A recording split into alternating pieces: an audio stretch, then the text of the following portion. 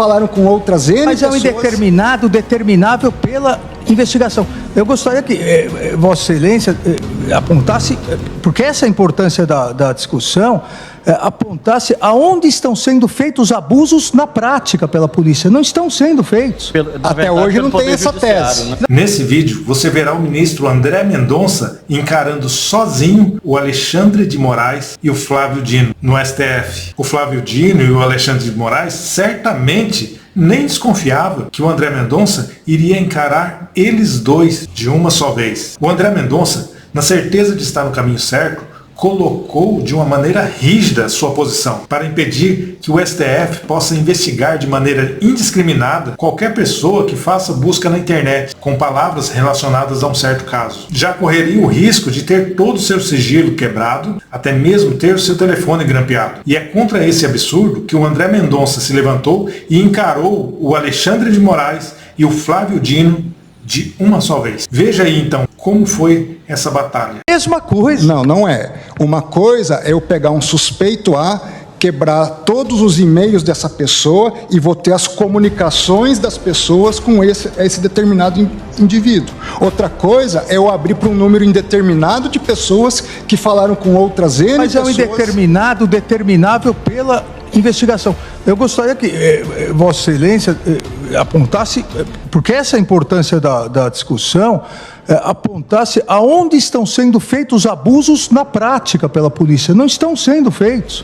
Até hoje não tem essa tese. Né? Não estão sendo feitos. Estamos discutindo isso hoje, a primeira vez. Ministro André, a espacialidade, mas serão feitos. A espacialidade e a temporalidade não satisfazem Vossa Excelência como critério de controle? Não, o que satisfaz é a fundada suspeita. Fundada suspeita... E a proporcionalidade. Indeterminável, proporcionalidade, exaurimento de meios menos invasivos... Eu tenho que identificar uma pessoa. Porque e você não vai quebrar o sigilo da pessoa numa de investigação, pelo assassinato no Rio de qual é a diferença de raciocínio? Numa investigação, eu parto de um indivíduo para o todo.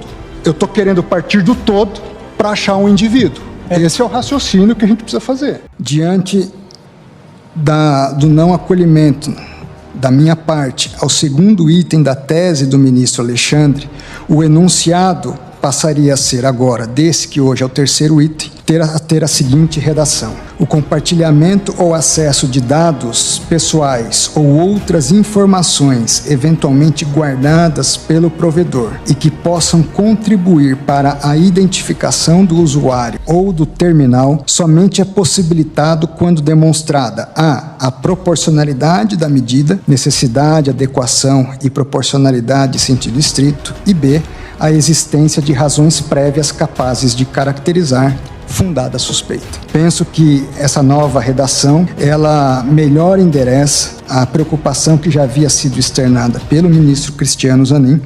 Salvo engano, Vossa Excelência falou em proporcionalidade. Exatamente. Né? Com a qual eu, à época, também manifestei concordância com essa preocupação acerca da necessidade de se delimitar o universo de pessoas sobre as quais se possa recair a diligência a partir da indicação prévia de um elemento comum de suspeição. Esse é o traço que, a meu ver, se afigura capaz de justificar, em tese, a adoção da medida. Chegou ao conhecimento, a partir de memoriais que me foram trazidos pelo Google, por exemplo, de que alguns juízes, já no curso do julgamento, estavam adotando técnicas investigatórias também, ou autorizando medidas dessa natureza. Então, por exemplo, em casos de furtos, de roubos, autorizando averiguação na internet de pessoas indeterminadas, genéricas, mas que teriam pesquisado algo correlacionado ao furto ou ao roubo correspondente. Aproveitando a parte, eu tão preocupado com essa situação, ano passado, mês de novembro, salvo engano, tive num congresso na Espanha, só de processo penal, só com os catedráticos de processo penal, fui convidado a falar, e sem citar o caso especificamente, eu problematizei essa circunstância.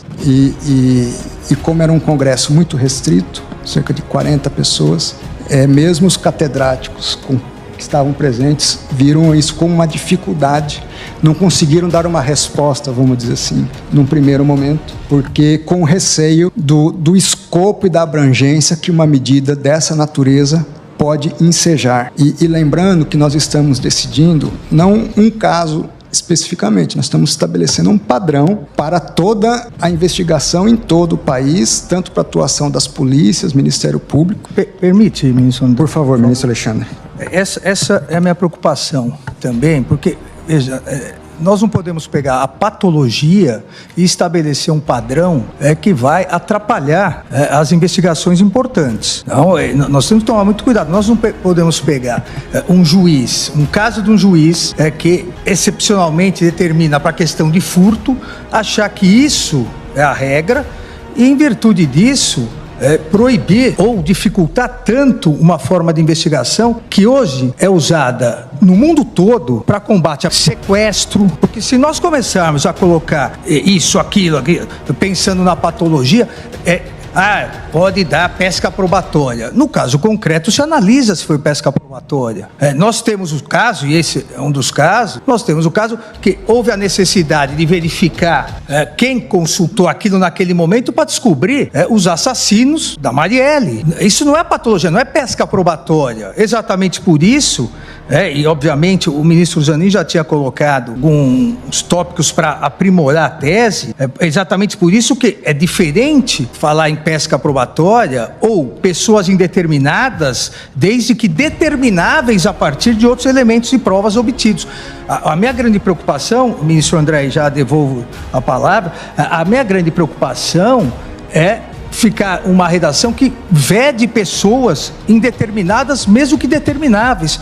Nós tivemos recentemente, isso deu grande relevância, porque o juiz, na audiência de custódia, soltou os 3 sequestradores de 2 casais idosos. O tribunal rapidamente depois reverteu isso. Mas por que se chegou aos sequestradores? Exatamente quebrando esses conexão e registros de aplicativos numa área onde se chegou à investigação que poderiam estar lá em cativeiro. Se quebrou de pessoas indeterminadas, mas determináveis naquela região a partir de uma investigação prévia. Obviamente, o que se chegar de pessoas que não tenham absolutamente nada com a investigação deve ser afastado. Isso não é novidade, presidente. E hoje se usa muito menos, nós sabemos, a interceptação telefônica, mas nós temos que transpor a experiência da interceptação telefônica para isso. Quando o juiz determinava uma interceptação telefônica do sujeito A, infelizmente ele estava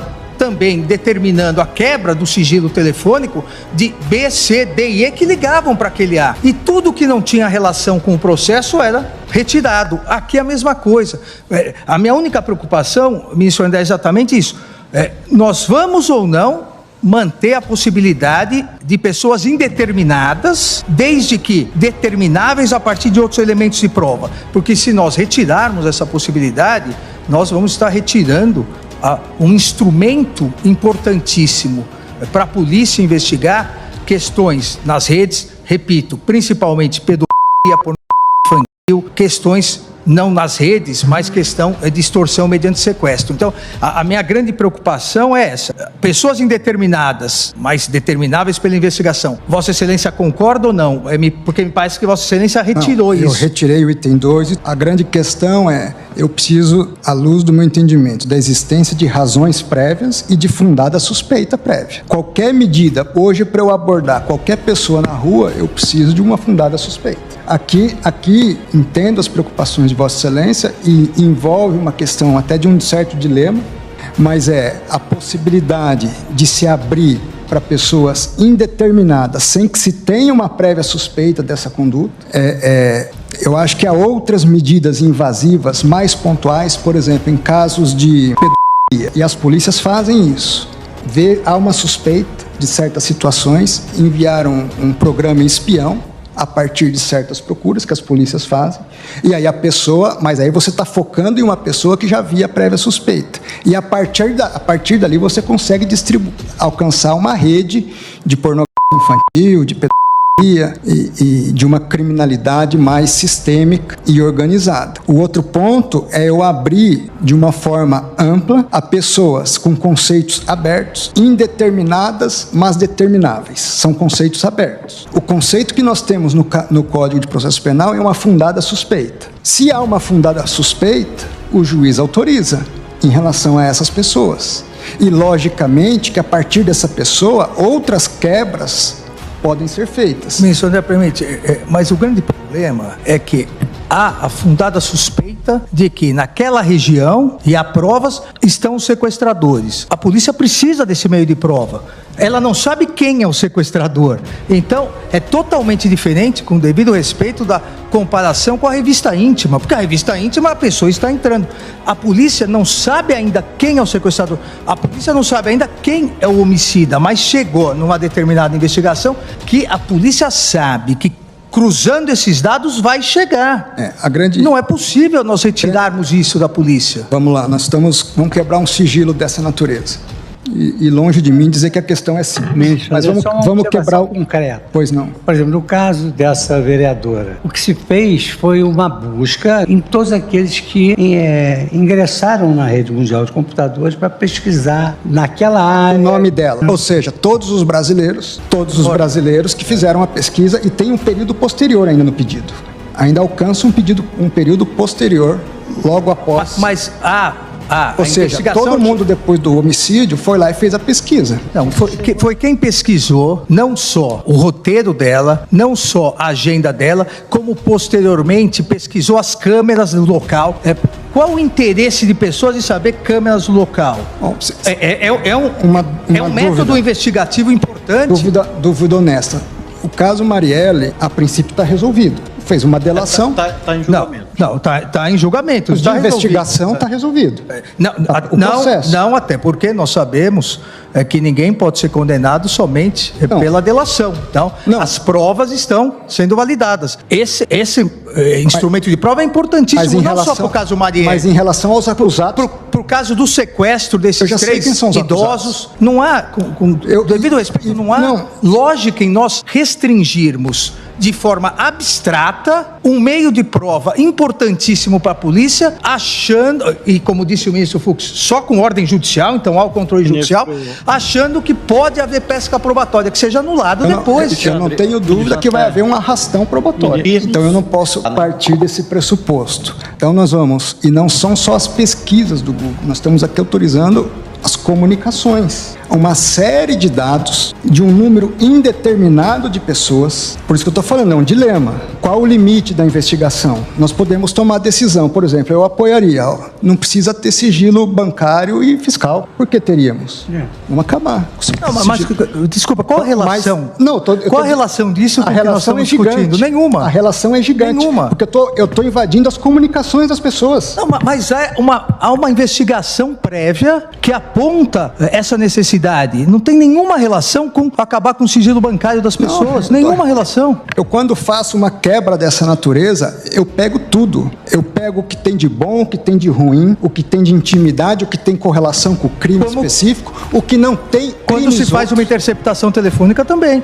E tudo que não é relacionado é descartado. Mas é relacionado a pessoas determinadas. Da mesma forma, nós não a pessoas indeterminadas. Não, a pessoas indeterminadas. Todo mundo que ligar para aquele que estiver sendo grampeado é gravado. Mas, lógico... É a mesma coisa. Não é. Uma coisa é eu pegar um suspeito A, quebrar todos os e-mails dessa pessoa e vou ter as comunicações das pessoas com esse determinado indivíduo. Outra coisa é eu abrir para um número indeterminado de pessoas que falaram com outras N pessoas. Mas é um indeterminado, determinável pela investigação. Eu gostaria que Vossa Excelência apontasse, porque essa é a importância da discussão, apontasse aonde estão sendo feitos abusos na prática pela polícia. Não estão sendo feitos. Até hoje não tem essa tese. Né? Não estão sendo feitos. Estamos discutindo isso hoje, a primeira vez. Ministro André, a espacialidade, mas serão feitos. A espacialidade e a temporalidade não satisfazem Vossa Excelência como critério de controle? Não, o que satisfaz é a fundada suspeita. Fundada suspeita... E a proporcionalidade. Indeterminável, proporcionalidade, exaurimento de meios menos invasivos. Eu tenho que identificar uma pessoa. Porque você não vai quebrar o sigilo da pessoa numa de investigação, pelo assassinato. Qual é a diferença de raciocínio? Numa investigação, eu parto de um indivíduo para o todo. Eu estou querendo partir do todo para achar um indivíduo. Esse é o raciocínio que a gente precisa fazer. O que se está decidindo aqui é se eu posso, para descobrir, além dessa uma pessoa suspeita, outros suspeitos que eu não conheço.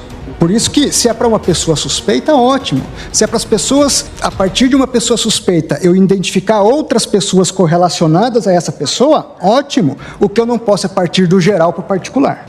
Mas não é isso que se pretende. Extorsão mediante sequestro, você tem uma pessoa, você tem um local, você tem o dado de uma pessoa não identificada ainda, mas você tem no cruzamento de informações. A polícia não vai mais poder pegar toda aquela região para saber aonde é o cativeiro. Não há lógica nisso. O que não vai se poder, na minha ótica, é quebrar o sigilo de todo mundo daquela região para depois ver quem que está envolvido. E os sequestrados morrem enquanto a polícia faz busca e apreensão em cada casa. Por isso que a questão não é simples. Se fosse simples, nós não estaríamos discutindo aqui. Por isso que são juízos de valores que nós precisamos fazer. Qual o limite de uma investigação? Essa discussão. Recentemente foi noticiado um caso concreto assim. Uma pessoa, com abuso de confiança, utilizou no mesmo endereço da pessoa fraudada o seu cartão de crédito. E repassou esse cartão de crédito para várias outras pessoas que fizeram compras numa zona imensa, que é a maior zona eleitoral da América Latina, que é a Zona Oeste. Então, com essa pesquisa, semelhante a que os autos revelam, conseguiu-se detectar nessa Zona Oeste as lojas em que esse cartão foi utilizado, as pessoas que tinham o hábito de comprar nesse estabelecimento e chegou-se à autoria e à coautoria do delito. Mas você investigou o objeto, você não investigou as pessoas. Não, investigou as outras pessoas. Não, você investigou o objeto. Onde usou, onde passou a máquina, aí você foi determinando. Agora, você não fez uma busca na internet, é diferente a situação, com a devida vênia. Quanto a isso, eu não tenho dúvida.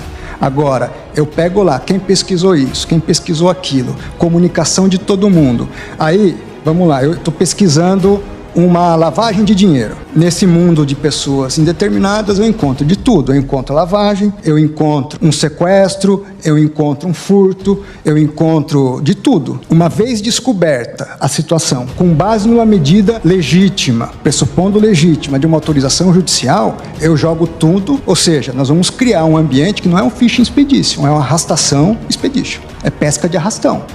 Podemos tomar essa decisão?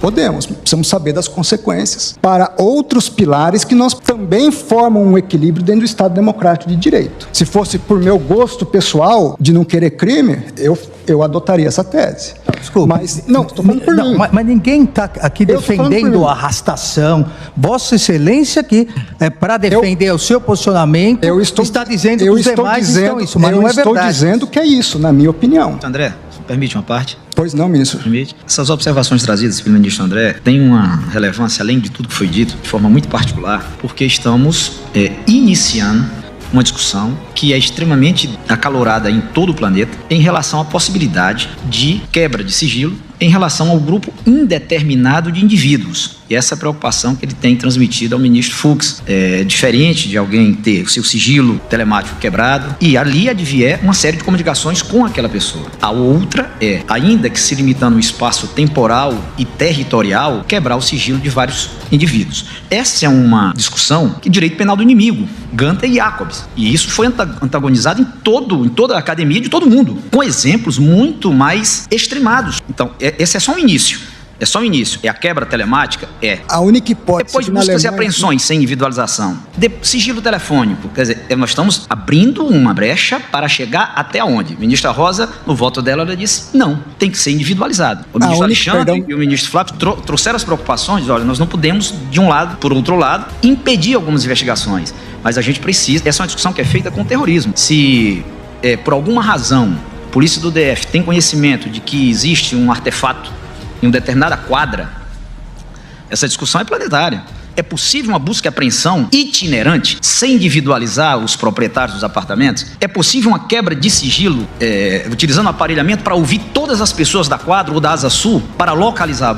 Essa discussão não é fácil. Isso é discutido no mundo todo. Então, eu só, antes de votar, eu só chamei a atenção para o que o ministro André falou, porque isso pode ser uma frecha e tem que ser muito bem calculada para não chegarmos a outros pontos que advirão. Aqui é telemática, tem telefônico, tem busca e apreensão. E o telefônico não é daquela forma, hoje se pode buscar de uma quebra de conversas em toda uma região, de 30, 40, 300 pessoas. E até onde podemos ir? Então, é só para reflexão, que a gente deve ter algum tempo ainda para refletir. E desculpa a interrupção. Não, agradeço. Eu, finalizando, senhor presidente, eminentes ministros, no caso concreto, aplicando as balizas até aqui apontadas, à luz do caso concreto, eu acompanho a eminente ministra relatora, ministra Rosa Weber, dando provimento ao recurso extraordinário para conceder a ordem mandamental e, em consequência, cassar o item 5 da decisão proferida em 27 de agosto de 2018 pelo juízo da 4ª Vara Criminal da Comarca do Rio de Janeiro, capital, facultando-se que outra seja proferida desde que observados os limites formais e materiais dos direitos fundamentais, a privacidade, a proteção de dados pessoais e ao devido processo legal de acordo com as balizas que estabeleço no meu voto. Ou seja, tem que haver fundada suspeita prévia e essa proporcionalidade. Quando o ministro Zanin coloca não haver outros elementos menos invasivos, está coberto de razão. Por isso que até na minha proposta de tese eu especifico os 3 subprincípios da proporcionalidade, que é a necessidade, a adequação e a proporcionalidade em sentido estrito, porque nesses elementos eu tenho que ponderar haver um outro meio menos invasivo capaz de me dar aquele mesmo resultado. Assim, me permite só? Pois não. Eu acho que temos diversos pontos de convergência, inclusive essa questão, né, da necessidade de haver uma suspeita.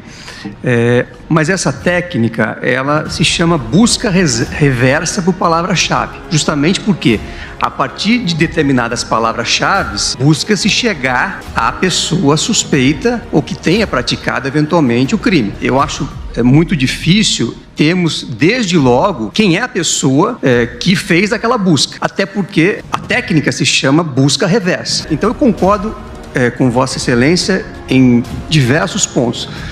Apenas diviso e acompanho a posição do ministro Alexandre sobre essa questão da indeterminabilidade, porque usando essa técnica, desde que haja critérios proporcionais, ou seja, no caso concreto, a busca foi por palavras que tinham total conexão com o crime que se buscava elucidar. Era Marielle Franco, vereadora Marielle, agenda da vereadora Marielle, Casa das Pretas, Rua dos Inválidos. Então, e num período determinado também, referente à data ali próxima ao crime. Então, com esses elementos, eu acho que é possível verificar se há ou não proporcionalidade na medida que foi decretada. Permite-me isso, Zanin. Exatamente o que poderíamos complementar é que a autoridade policial, ao pleitear essa busca reversa, tem que fundamentar a necessidade, isso sim. Mas se nós não permitirmos pessoas indeterminadas, mas determináveis por esses requisitos, esse meio de investigação acabou. O Brasil vai ser o único país do mundo que não vai usar esse meio de investigação. Não, ao contrário. Acho que o país será o primeiro país do mundo a usar esse tipo de investigação com essa amplitude que nós estamos dando. Eu atesto isso. Na Alemanha, por exemplo, é só em caso de terrorismo, por exemplo. Então, dizendo o seguinte, qual é a grande diferença, então, ministro Zanin, por exemplo, aproveitando a sua consideração? Eu entendo que o elemento determináveis tem que ser substituído por fundada suspeita. Não se esqueça de se inscrever no canal, clicar no sininho para as notificações e deixar seu like, tudo bem? Até mais, fica com Deus, tchau!